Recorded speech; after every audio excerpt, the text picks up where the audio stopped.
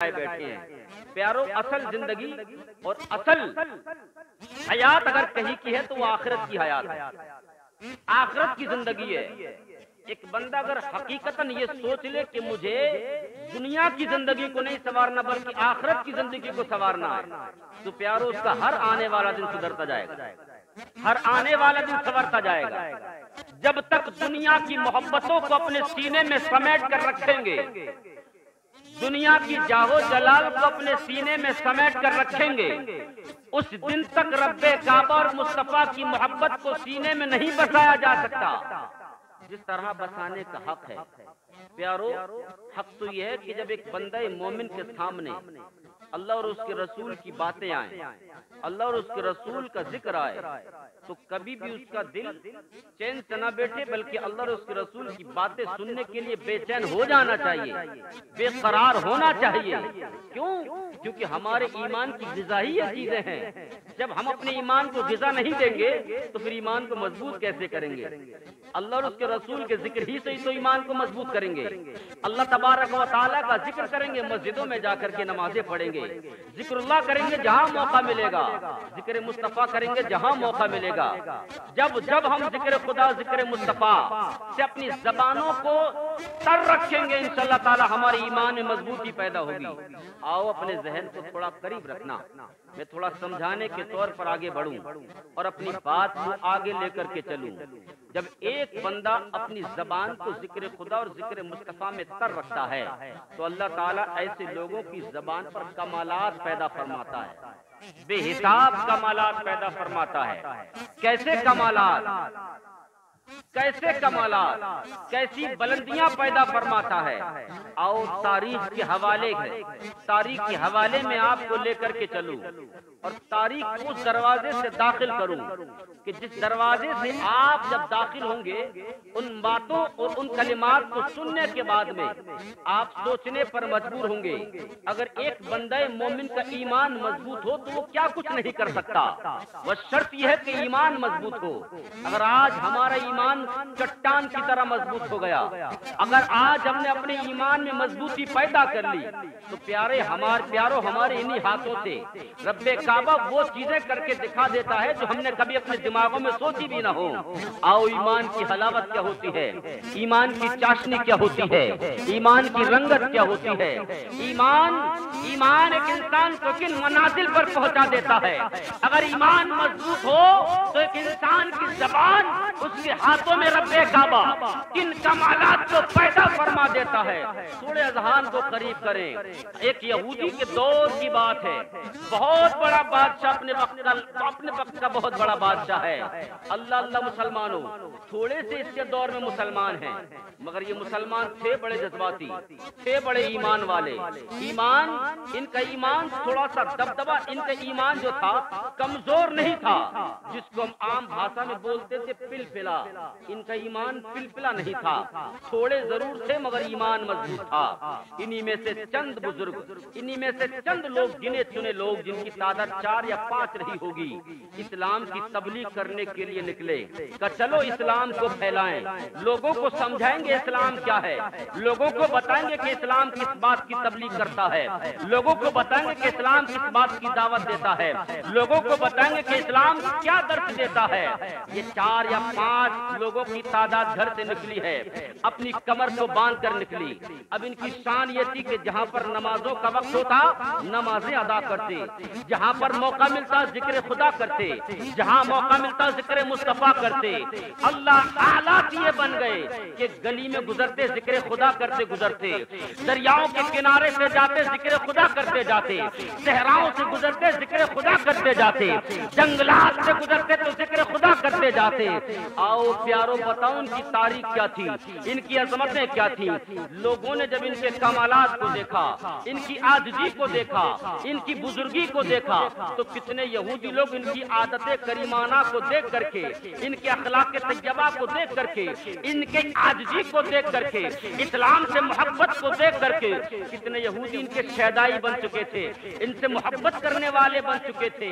اس یہودی گورنر بادشاہ کو خبر ملی کہ 5 مسلمان ہیں جو جہاں چاہتے ہیں نمازیں پڑھتے ہیں، جہاں چاہتے ہیں نعرہ لگا دیتے ہیں، جہاں چاہتے ہیں ذکر خدا کرتے ہیں، لہذا ان لوگوں پر پابندی عائد کر دی جائے۔ بادشاہ نے ان کو گرفتار کرا لیا، گرفتار کر لو، پابندی لگا دو۔ ان 5 مسلمانوں پر پابندی لگانے کے لیے بادشاہ نے گرفتار کرا لیا۔ بادشاہ کی بارگاہ میں 5 مسلمانوں کو لا کر پیش کیا گیا۔ بادشاہ نے کہا میں نے سنا ہے کہ تم جہاں چاہتے ہو نعرے لگاتے ہو، جہاں چاہتے ہو ذکر خدا کرتے ہو، جہاں چاہتے ہو تم اللہ کی صدائیں بلند کرتے ہو۔ ارے اگر تم اسی طرح رہو گے تو تمہیں قید خانے میں ڈال دیا جائے گا۔ ان مسلمانوں نے کہا او بادشاہ، وہ کوئی اور ہوگا جو ظالموں کی دھمکیوں سے ڈر جاتا ہوگا، یہ مسلمان سچے مسلمان ہیں، ظالموں کی دھمکیوں سے ڈرتے نہیں ہیں بلکہ ظالموں کا منہ توڑ جواب دیتے ہیں۔ ارے او بادشاہ کان کھول کر سن لے، رب کعبہ نے ایمان کی دولت عطا فرمائی ہے، ایمان نے مضبوطی عطا فرمائی ہے۔ یہ 5 مسلمان مرنا تو گوارا کریں گے مگر خدا کا ذکر کرنا ہرگز نہیں چھوڑیں گے۔ بات سمجھ میں آ رہی ہے؟ 5 ہی مسلمان ہیں۔ ایمان ہو تو مضبوط ہو پیارو، جب ایمان مضبوط ہوتا ہے تو مضبوط ایمان والا کیا کچھ نہیں کر سکتا۔ اللہ رب العزت کی قدرت کاملہ ایسے مومن بندے پر مکمل باران رحمت بن کر کے برستی ہے۔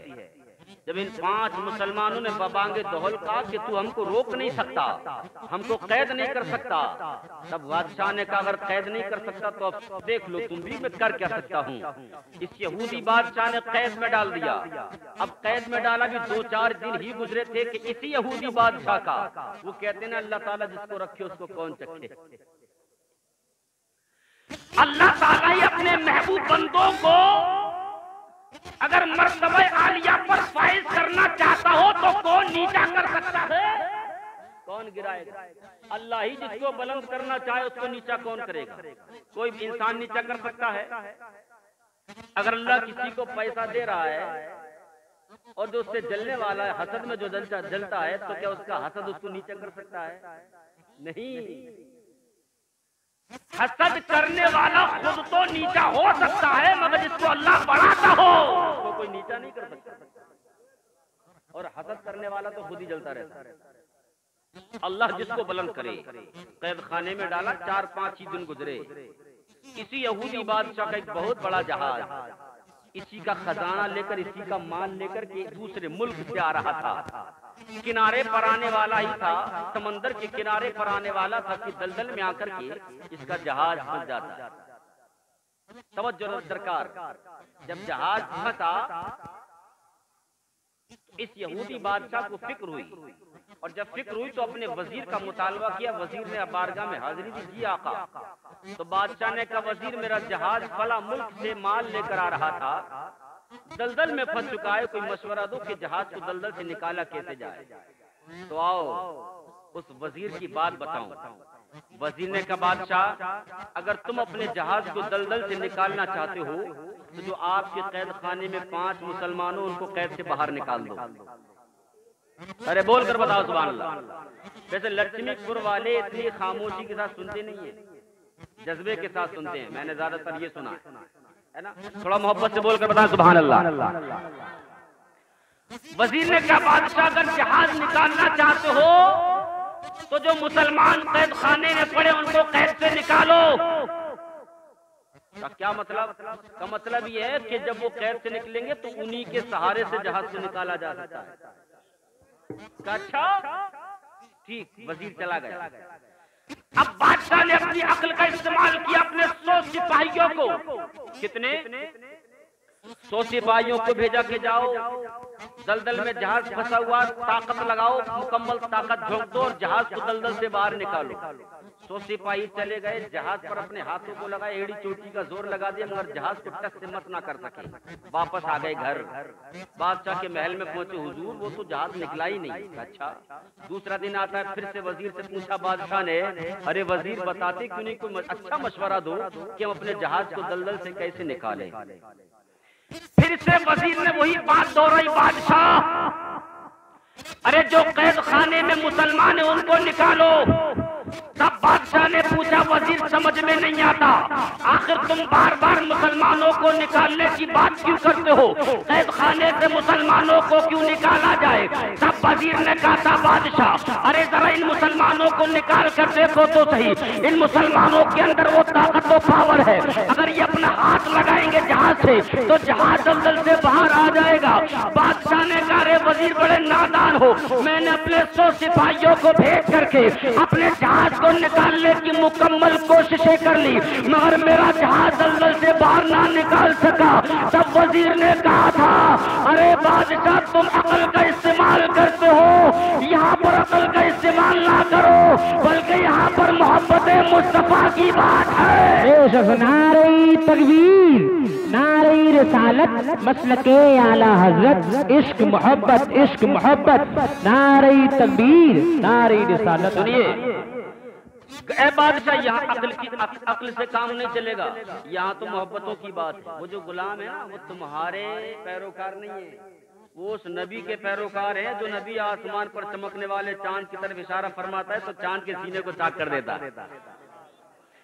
ارے بادشاہ وہ تمہارے ماننے والے نہیں، وہ مسلمان اس نبی کے ماننے والے جگہ ڈوبا سورج کی طرف مدینے کا تاجدار انگلی کا اشارہ فرمائے تو سورج دوڑے الٹے قدم چلا ہے۔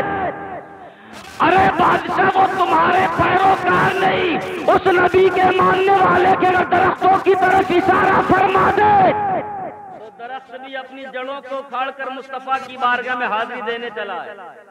ہائے ہائے ہائے سبحان اللہ۔ اچھا چلو تمہاری بات دیکھ لیتے، وزیر صاحب مسلمانوں کو نکالا گیا، اب 5 مسلمانوں کو نکال کر کے بادشاہ کی بارگاہ میں پیش کیا گیا۔ آئیے اب وہی بات، قید خانے میں مسلمانوں کو ڈالا کیوں تھا؟ اس لیے کہ یہ گلی گلی اللہ کی صدائیں بلند کرتے تھے۔ کیوں ڈالا تھا؟ گلی گلی اللہ کی صدائیں بلند کرتے تھے۔ بادشاہ نے کہا اللہ کی صدائیں بلند نہیں کرو گے، مسلمانوں نے کہا کریں گے۔ آج بادشاہ نے نکالا، مسلمان سامنے کھڑے ہیں، وہ 4-5 دن پہلے کی بات تھی اور اب یہ 4-5 دن بعد کی بات ہے۔ مسلمانوں سے بس بادشاہ بول رہا ہے اے مسلمانوں ہمارا جہاز دلدل میں پھنسا ہے، تم کو ہمارے جہاز کو نکالنا ہے، بتاؤ نکال لو گے کہ نہیں نکالو گے؟ تو اب مسلمان بول رہے ہیں نکالیں گے ضرور مگر گلی گلی اللہ کا نام لیں گے۔ ارے بولے نا سبحان اللہ یار، نکالیں گے ضرور مگر رب کا نام لینے پر پابندی نہیں ہونا چاہیے۔ اب وہی والی بات ہے کہ مرتا کیا نہیں کرتا، مرتا کیا نہیں کرتا۔ بادشاہ نے کہا ٹھیک ہے اگر تم گلی گلی اللہ کا نام لینا چاہتے ہو تو لے لینا مگر میرا جہاز باہر نکال دو۔ کسی کو کہتے ہیں مضبوط ایمان، سبحان اللہ۔ اگر ایک مومن کا ایمان کامل ہو، مکمل ہو تو بظاہر اس مومن کو دبایا جا سکتا ہے، کتلا جا سکتا ہے، نیچا کیا جا سکتا ہے، مگر جس کو رب بلند کر دے اس کو مٹایا نہیں جا سکتا۔ سبحان اللہ، سبحان اللہ، زندہ باد۔ یہ ہمارے ایمان کی کمزوری ہے کہ ہم چھوٹی چھوٹی باتوں کو دیکھ کر کے ڈر جاتے ہیں، گھبرا جاتے ہیں، جی نہ جانے ہمارا ہوگا کیا، نہ جانے ہمارا بنے گا کیا۔ مگر پیارو اگر ایمان کامل ہے، اور اللہ نے تو ویسے بھی فرما دیا، اعلان فرما دیا، قرآن کے ذریعے سے پیغام دے دیا، جی بے شک، اگر بھروسہ کرنا ہے تو اللہ پر بھروسہ کرو۔ بے شک، اگر آج کوئی تم پر ڈنڈے بھی مارنا تو صبر کرو، کیوں؟ کیونکہ تم کو کسی نے چھوڑا نہیں ہے، جی اللہ کی رحمت کاملہ تم پر سایہ فگن ہے۔ بے شک، ہاں ڈنڈا پڑا ہے انشاءاللہ تعالیٰ، ڈنڈے کا بدلہ تم اگر نہ بھی لے سکے اللہ تعالیٰ ضرور لے گا۔ بے شک، بات سمجھ میں آ رہی ہے؟ ایمان کامل ان 5 مسلمانوں نے اسی بادشاہ کی زبانی کہلوایا کہ جس نے ان کو قید خانے میں ڈالا تھا، کیوں اس لیے ڈالا تھا کہ اللہ کا نام نہ لیں، اور آج وہی بادشاہ کہہ رہا تھا ہاں جہاں چاہو اللہ کا نام لینا، سبحان اللہ، جہاں چاہو اللہ کا نام لینا۔ یہ ایمان کی مضبوطی کی بنا تھی کہ ایمان ان کا مضبوط تھا، اس بنا پر اس بادشاہ کو مجبور کیا گیا۔ ان 5 مسلمانوں نے اپنی کمر کو کت اور کمر کتنے کے بعد میں وضو کیا، وضو کرنے کے بعد میں 2 رکعت نماز نفل ادا فرمائے، 2 رکعت نماز نفل پڑھنے کے بعد میں بتا کدھر ہے تیرا جہاز؟ بادشاہ نے جہاز کو بتایا مسلمان 5 سے 5، ان 5 مسلمانوں سے پہلے 100 سپاہی جا کر کے ایڑی چوٹی کا زور لگا کر کے آ گئے تھے، مگر جہاز سے ادھر سے ادھر نہ کر سکے تھے، یہ 5 ہی مسلمان گئے تھے۔ ان مسلمانوں نے کہا او بادشاہ جو کریں گے ہم کریں گے، تیرا کوئی سپاہی نہیں کرے گا۔ یہ 5 مسلمان اس دلدل کے اندر اپنے قدموں کو اتار دیتے ہیں، اور دلدل میں قدم اتارنے کے بعد میں اسی بادشاہ کو مخاطب کر کے کہتے او بادشاہ، جس رب کا نام لینے سے تو نے ہمیں قید خانے میں ڈالا تھا، سن تو بھی اپنے کانوں کو کھول لے اور تیرے جتنے حواری موالی ان سب کے کانوں کو کھلوا دے، اور تو بھی سن لے۔ یہ 5 مسلمان تھے، رب کعبہ کی بارگاہ میں لو لگائی، اے پروردگار عالم، بات یہاں پر غلامان مصطفیٰ کی آن پڑی ہے، اگر ہماری جانوں کی ہوتی جانیں قربان کر دیتے، اولاد کی بات ہوتی اولاد قربان کر دیتے، مال کی بات ہوتی مال قربان کر دیتے۔ اے پروردگار عالم، اگر آج یہ جہاز نہ نکال سکے تو انگلی آمنہ کے لال پر اٹھے گی۔ اے مولا تو لاج رکھنے والا ہے، آج ہماری لاج رکھ لینا۔ ان 5 مسلمانوں نے اپنے ہاتھوں کو جہاز سے لگایا اور ایک نعرہ بلند کیا، نعرہ تکبیر۔ یہ نعرہ لگانا تھا کہ جہاز کا دلدل سے باہر آنا تھا۔ بے شک سبحان اللہ۔